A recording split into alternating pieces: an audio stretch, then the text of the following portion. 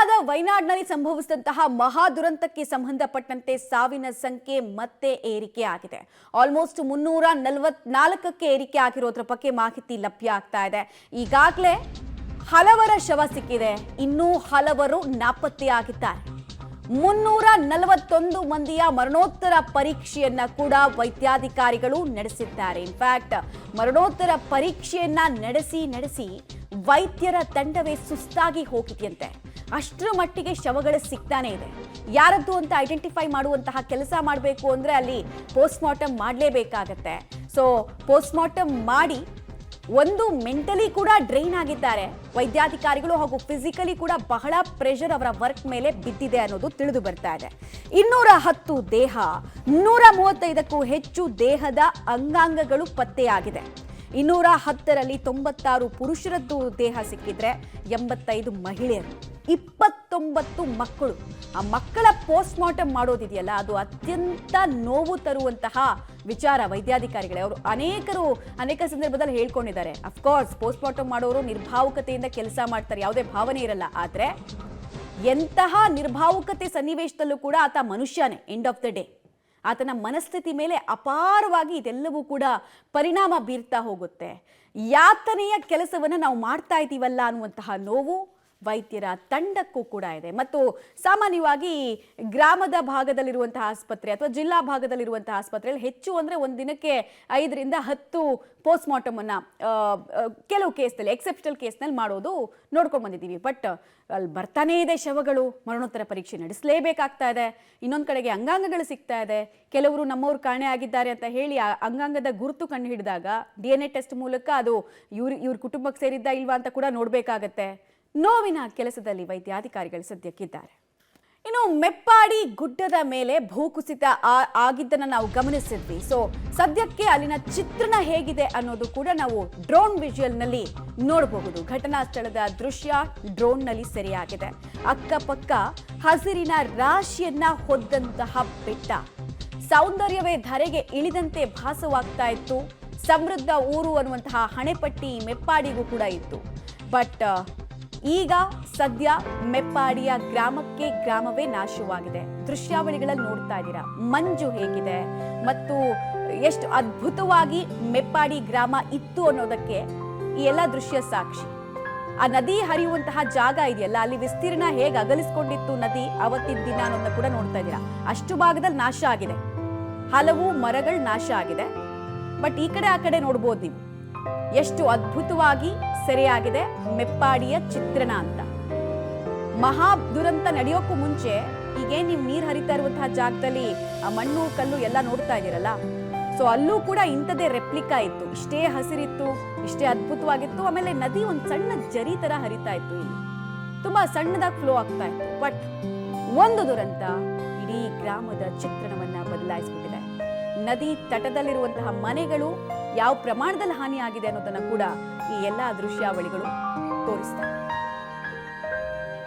Details ಕೊಡ್ತಾರೆ, ನೇರ ಸಂಪರ್ಕದಲ್ಲಿ ಜಾಯ್ನ್ ಆಗ್ತಾರೆ KP ನಾಗರಾಜ್. ಡೇ 5 ಇವತ್ತು ಶೋಧ ಕಾರ್ಯಾಚರಣೆ ಹೇಗೆ ಸಾಗ್ತಾ ಇದೆ? ತಾವೀಗ ಎಲ್ಲಿದ್ದೀರಿ? ಇವತ್ತಿನ ಸ್ಥಿತಿ ಬಗ್ಗೆ ಮಾಹಿತಿ ಕೊಡೋದಾದ್ರೆ ಅಂತ ಇವತ್ತಿನ ಶೋಧ ಕಾರ್ಯವು ಕೂಡ ಬಹಳ ಚುರುಕನ್ನು ಪಡ್ಕೊಳ್ತಾ ಇದೆ. ತಾವೀಗ ಗಮನಿಸ್ತಾ ಇದ್ದೀರಿ, ಅಪಾರ ಸಂಖ್ಯೆಯಲ್ಲಿ ಈಗ NDRFನ ತಂಡದವರು ಇರ್ಬೋದು ಅಥವಾ ಸ್ಥಳೀಯ ಸ್ವಯಂ ಸೇವಕರಿರ್ಬೋದು, ಇವತ್ತು ಅಪಾರ ಸಂಖ್ಯೆಯಲ್ಲಿ ಈಗಾಗಲೇ ಕಾರ್ಯಾಚರಣೆಗೆ ತೊಡಗ್ತಾ ಇರುವಂಥದ್ದು. ಇವತ್ತು ಕೂಡ ಮಳೆ ಕಡಿಮೆ ಆಗಿದೆ. ಹೀಗಾಗಿ ಇವತ್ತು ದುರ್ಘಟನೆ ನಡೆದ ನಂತರದ 5ನೇ ದಿನ. ಹಾಗಾಗಿ ನಿನ್ನೆಯೂ ಕೂಡ ಅತಿ ಹೆಚ್ಚಿನ ಸಂಖ್ಯೆಯ ಸ್ವಯಂ ಸೇವಕರು ಇವತ್ತು ಮೃತದೇಹಗಳ ಹುಡುಕುವ ಕಾರ್ಯಾಚರಣೆಯಲ್ಲಿ ತೊಡಗ್ತಾ ಇದ್ರು. ಇವತ್ತು ಸ್ವಯಂ ಸೇವಕರ ಜೊತೆಯಲ್ಲಿ 50ಕ್ಕೂ ಹೆಚ್ಚು JCBಗಳನ್ನು ಕೂಡ ಇವತ್ತಿನ ಕಾರ್ಯಾಚರಣೆಗೆ ಬಳಸಲಾಗ್ತಾ ಇದೆ. ಯಾಕಂದರೆ ಕೆಲವೊಂದು ಗ್ರಾಮಗಳು 10-20 ಅಡಿಗಳ ಅಡಿಯಲ್ಲಿ ಹೂತು ಹೋಗಿರುವಂಥ ಹಿನ್ನೆಲೆಯಲ್ಲಿ ಅವುಗಳನ್ನು ಅಲ್ಲಿಂದ ಅದರ ಅಡಿಯಲ್ಲಿ ಸಿಲುಕಿರುವಂಥ ಮೃತದೇಹಗಳನ್ನ ಹೊರತೆಗೆಯೋದಕ್ಕೆ JCBಗಳು ತೀರಾ ಅನಿವಾರ್ಯ. ಹಾಗಾಗಿ ಚುರಲ್ಮಲೆಯ ಒಂದೇ ಪ್ರದೇಶದಲ್ಲಿನೇ 50ಕ್ಕೂ ಹೆಚ್ಚು JCBಗಳನ್ನು ಈಗ ಈ ಒಂದು ಕಾರ್ಯಾಚರಣೆಗೆ ಬಳಕೆ ಮಾಡ್ಕೊಳ್ತಾ ಇರುವಂಥದ್ದು. ನಿನ್ನೆಯೂ ಕೂಡ ಅಪಾರ ಸಂಖ್ಯೆಯಲ್ಲಿ ಸ್ವಯಂ ಸೇವಕರು ಮತ್ತು NDRF ತಂಡದವರು ಕಾರ್ಯಾಚರಣೆಯನ್ನು ನಡೆಸ್ತಾ ಇದ್ರು. ಆದರೆ ನಿನ್ನೆ ಸ್ಪಷ್ಟವಾಗಿ ಗೊತ್ತಾಗ್ತಾ ಇದ್ದಂಥದ್ದೇನು ಅಂತ ಅಂದರೆ JCBಗಳು ತೀರಾ ಅನಿವಾರ್ಯ ಆಗಿದೆ ಈ ಕಾರ್ಯಾಚರಣೆಗೆ ಅನ್ನುವಂಥದ್ದು. ಯಾಕಂದರೆ ಹಲವು ಗ್ರಾಮಗಳು 20 ಅಡಿಗಳ ಕಿಂತಲೂ ಕೂಡ ಆಳದಲ್ಲಿ ಹೂತು ಹೋಗಿರುವಂಥದ್ದು ನಿನ್ನೆ ಸ್ಪಷ್ಟವಾಗಿ ಗಮನಕ್ಕೆ ಬಂತು. ಹಾಗಾಗಿನೇ ಇವತ್ತು ಅತಿ ಹೆಚ್ಚಿನ ಸಂಖ್ಯೆಯಲ್ಲಿ JCBಗಳನ್ನು ಕಾರ್ಯಾಚರಣೆಗೆ ಬಳಕೆ ಮಾಡ್ಕೊಳ್ತಾ ಇರುವಂಥದ್ದು. ಒಂದೊಂದು JCBಗಳ ಜೊತೆಯಲ್ಲಿ 20-25 ಜನರ ಟೀಮ್, ಅಂದರೆ ಇಲ್ಲಿ NDRFನ ಟೀಮ್ಗಳು ಏನು ಕಾಣ್ತಾ ಇದ್ದೀರಿ ಮಮತಾ, ಆ ಟೀಮ್ಗಳು ಒಂದೊಂದು JCBಗಳ ಜೊತೆಯಲ್ಲಿ 20 ಜನ ಹೋಗುವಂಥದ್ದು. JCBಗಳ ಮಣ್ಣನ್ನು ತೆಗೆದ ನಂತರದಲ್ಲಿ ಅಲ್ಲಿಯ ಶವಗಳ ಹುಡುಕಾಟ, ಈ ರೀತಿಯಾದಂಥ ಒಂದು ಪ್ಲಾನನ್ನು ಮಾಡಿಕೊಂಡು ಕಾರ್ಯಾಚರಣೆಯನ್ನು ಕೂಡ ಇವತ್ತು ಮಾಡ್ತಾ ಇದ್ದಾರೆ. ಸದ್ಯದ ಮಟ್ಟಿಗೆ ಮಳೆ ಇಲ್ಲ, ಹಾಗಾಗಿ ಕಾರ್ಯಾಚರಣೆ 5ನೇ ದಿನದ ಕಾರ್ಯಾಚರಣೆ ಭಾಳ ಬಿರುಸನ್ನು ಪಡ್ಕೊಂಡಿದೆ ಮಮತಾ.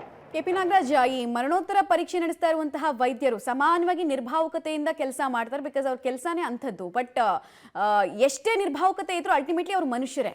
ಸೊ ಎಷ್ಟು ಪ್ರೆಷರ್ ಮಾನಸಿಕವಾಗಿ ಫಿಸಿಕಲಿ ಆ ವೈದ್ಯಾಧಿಕಾರಿಗಳಿಗೆ ಆಗ್ತಾ ಇದೆ, ಏನು ಹೇಳ್ತಾ ಇದ್ದಾರೆ ಅವರು ಅಂತ?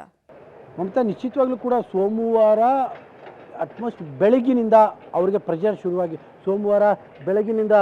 ಪ್ರೆಷರ್ ಶುರುವಾಗಿರುವಂಥದ್ದು ಮಮತಾ. ಯಾಕೆಂದರೆ ಸೋಮವಾರ ಬೆಳಗ್ಗೆ 5 ಗಂಟೆಯಿಂದಲೂ ಕೂಡ ಅವರಿಗೆ ಬಾಡಿಗಳು ಬರೋದಕ್ಕೆ ಶುರುವಾಗಿರುವಂಥದ್ದು. ಸೋಮವಾರ ಬೆಳಗ್ಗೆ ಆರಂಭವಾಗಿರುವಂತಹ ಈ ಮರಣೋತ್ತರ ಪರೀಕ್ಷೆಗಳು ಇನ್ನೂ ಕೂಡ ನಿಂತಿಲ್ಲ. ಅಲ್ಲಿಗೆ ನೀವು ಜಸ್ಟ್ ಮಾಡ್ಕೊಳ್ಳಿ, ಒಂದು ರೀತಿಯಾಗಿ ಇದೆಲ್ಲದೂ ಕೂಡ ರಿಪೋರ್ಟಿಂಗ್ ಮಾಡ್ತಾ ಇರುವಂಥವ್ರು ನಮಗೆ ಒಂದಿಷ್ಟು ಕಷ್ಟ ಅನ್ನಿಸ್ತಾ ಇರುತ್ತೆ. ನಿರಂತರವಾಗಿ ಬರ್ತಾ ಇರುವಂಥ ಬಾಡಿಗಳು ಏನು ಒಂದಲ್ಲ ಎರಡಲ್ಲ 50 ಅಲ್ಲ 100 ಅಲ್ಲ 350 ತನಕದ ಬಾಡಿಗಳನ್ನ ಪೋಸ್ಟ್ ಮಾರ್ಟಮ್ ಮಾಡುವಂಥ ಪ್ರಕ್ರಿಯೆ ಇದೆಯಲ್ಲ, ನಿಜಕ್ಕೂ ಕೂಡ ಒಂದು ಹೈರಾಣವಾದಂಥ ಕೆಲಸ. ಒಂದು ಹಂತದಲ್ಲಿ ಎಮೋಷನ್ಸ್ ಇರ್ತದೆ, ಮತ್ತೊಂದು ಹಂತದಲ್ಲಿ ವರ್ಕ್ನ ಪ್ರೆಷರ್. ಹೀಗೆ ಒಂದು ರೀತಿಯಾಗಿ ವೈದ್ಯರುಗಳ ಕಷ್ಟ ಅಂತೂ ಹೇಳತೀರದಾಗಿದೆ. ಯಾಕಂದರೆ ದೊಡ್ಡ ಮಟ್ಟದ ದುರಂತ ಇದು ಕೇರಳದ ಪಾಲಿಗೆ ಮಾತ್ರ. ಯಾಕಂದರೆ ಒಂದು 50 ಜನ ಸತ್ತು ಹೋಗುವಂಥದ್ದು, 100 ಜನ ಸತ್ತು ಹೋಗುವಂಥದ್ದೇ ದೊಡ್ಡ ದುರಂತಗಳು ಅಂತ ಅನ್ಕೋತಾ ಇದ್ವಿ. ಆದರೆ ಸಾವಿನ ಸಂಖ್ಯೆ 350 ಆಗಿದೆ ಮತ್ತು ಇನ್ನೂ ಕೂಡ ಅದು ನಿಲ್ಲುವ ಲಕ್ಷಣಗಳಂತೂ ಕಾಣ್ತಾ ಇಲ್ಲ. ಹಾಗಾಗಿನೇ ಒಂದು ರೀತಿಯಾಗಿ ಪೋಸ್ಟ್ ಮಾರ್ಟಮ್ ಮಾಡಿ ಆ ವೈದ್ಯರುಗಳ ಹೈರಾಣಾಗಿ ಹೋಗಿದ್ದಾರೆ. ಅವ್ರಿಗೀಗ ಮೊದಲು ಕೌನ್ಸಿಲಿಂಗ್ ಆಗಬೇಕಾದಂಥ ಪರಿಸ್ಥಿತಿಗಳು ಕೂಡ ಈ ಭಾಗದಲ್ಲಿ ಬರ್ತಾ ಇದೆ ಮಮತಾ. KP ನಾಗರಾಜ್, ಇದ್ರ ಜೊತೆಗೆ ಈಗ ಮೆಪ್ಪಾಡಿ ಗ್ರಾಮದ ಚಿತ್ರಣವನ್ನು ಕೂಡ ನಾವು ನೋಡ್ತಾ ಇದ್ವಿ. ನಿನ್ನೆ ನೀವು ಮುಂಡಕೈನಲ್ಲಿ ಎಕ್ಸ್ಪ್ಲೈನ್ ಮಾಡ್ತಿದ್ರೆ ಹೇಗಿತ್ತು ಪರಿಸ್ಥಿತಿ ಅಂತ. ಮೆಪ್ಪಾಡಿಯ ಚಿತ್ರಣ ಹೇಗಿದೆ, ಅಲ್ಲಿ ಏನು ಆಕ್ಟಿವಿಟೀಸ್ ನಡೀತಾ ಇತ್ತು? ಅಂದರೆ ಕಮರ್ಷಿಯಲ್ ಆಕ್ಟಿವಿಟೀಸ್ ಹೆಚ್ಚಾಗಿತ್ತಾ ಈ ಮಹಾದುರಂತಕ್ಕೂ ಮುಂಚೆ? ಹೋಮ್ ಸ್ಟೇಗಳು ಜಾಸ್ತಿ ಇತ್ತು ಅಂತ ಗ್ರಾಮಸ್ಥರು ಹೇಳ್ತಾರಾ, ಏನು ಹೇಳ್ತಾರೆ ಅಲ್ಲಿನವರು ಅಂತ?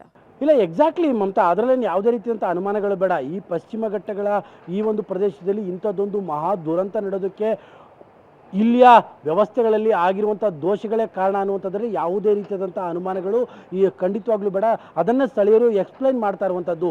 ಈ ನೆಪ್ಪಾಡಿಯ ಭಾಗದಲ್ಲಿ ಮತ್ತು ಈ ಚೂರಲ್ಮಲೈನ ಭಾಗಗಳೇನಿರ್ಬೋದು ಅಥವಾ ಮುಂಡಕೈನ ಭಾಗ ಏನಿರ್ಬೋದು, ಅರಣ್ಯ ಪ್ರದೇಶದ ಭಾಗ ಏನಿರ್ಬೋದು, ಈ ಭಾಗಗಳಲ್ಲಿ ಸ್ಪಷ್ಟವಾಗಿ ಒಂದು ರೀತಿಯಂಥ ದೊಡ್ಡ ಮಟ್ಟದ ಕಮರ್ಷಿಯಲ್ ಸೆಂಟರ್, ಅಂದರೆ ಪ್ರವಾಸೋದ್ಯಮವನ್ನು ಪ್ರೋತ್ಸಾಹಿಸಲೇಬೇಕು, ಪ್ರವಾಸೋದ್ಯಮನ ದೊಡ್ಡ ಮಟ್ಟಕ್ಕೆ ಬೂಸ್ಟ್ ಮಾಡಲೇಬೇಕು ಅನ್ನುವಂತಹ ದೃಷ್ಟಿಯಿಂದಾಗಿ ಅಲ್ಲಿ ಕಟ್ಟಿಕೊಂಡಂತಹ ಹೋಮ್ ಸ್ಟೇಗಳಿರ್ಬೋದು ಅಥವಾ ಬೇರೆ ಟ್ರಕ್ಕಿಂಗ್ನ ವ್ಯವಸ್ಥೆಗಳಿರ್ಬೋದು ಅಥವಾ ಆಫ್ ರೋಡಿನ ಟ್ರಕ್ಕಿಂಗ್ನ ವ್ಯವಸ್ಥೆಗಳಿರ್ಬೋದು, ಇವೆಲ್ಲದರ ಒಂದರ ಪರಿಣಾಮವೇ ಇವತ್ತಿನ ಈ ಒಂದು ಮಹಾ ದುರಂತ ಅನ್ನುವಂಥದ್ರಲ್ಲಿ ಯಾವುದೇ ರೀತಿಯಾದಂತಹ ಅನುಮಾನಗಳು ಉಳಿದಿಲ್ಲ. ಇಲ್ಲಿಯ ಭಾಗದ ಸ್ಥಳೀಯ ಜನರಿರ್ಬೋದು ಅಥವಾ ಪರಿಸರವಾದಿಗಳಿರ್ಬೋದು, ಪ್ರತಿಯೊಬ್ಬರು ಅದನ್ನು ಎಕ್ಸಾಕ್ಟಾಗಿ ಅದನ್ನು ಎಕ್ಸ್ಪ್ಲೈನ್ ಮಾಡ್ತಾ ಇದ್ದಾರೆ ಮಮತಾ. ಯಾಕಂದರೆ ಗೊತ್ತಾಗ್ತಾ ಇದೆ, ಪಶ್ಚಿಮ ಘಟ್ಟಗಳು ಅಂದರೆ ಬೇರೆ ಎಲ್ಲ ಪರ್ವತಗಳಿಗಿಂತಲೂ ಅತ್ಯಂತ ಹಿರಿಯವಾದಂತಹ ಪರ್ವತಗಳು. ಇಂತಹ ಪರ್ವತಗಳನ್ನು ಹ್ಯಾಂಡಲ್ ಮಾಡುವಂಥ ವಿಚಾರದಲ್ಲಿ ಈ ಭಾಗದ ಜನಪ್ರತಿನಿಧಿಗಳು ಅಥವಾ ಈ ಭಾಗದ ಸರ್ಕಾರಗಳು ಒಂದು ರೀತಿಯಾದಂಥ ನಿರ್ಲಕ್ಷ್ಯಗಳನ್ನು ತೋರಿಸಿದಂತಹ ಪರಿಣಾಮವಾಗಿಯೇ ಇಂಥದ್ದೊಂದು ಮಹಾ ದುರಂತ ಆಗಿದೆ ಅನ್ನುವಂಥದ್ರಲ್ಲಿ ಯಾವುದೇ ರೀತಿಯಾದಂತಹ ಅನುಮಾನಗಳು ಬೇಡ ಮಮತಾ. ಆಲ್ ರೈಟ್, ಧನ್ಯವಾದ KP ನಾಗರಾಜ್ ತಮ್ಮೆಲ್ಲ ಮಾಹಿತಿಗಾಗಿ.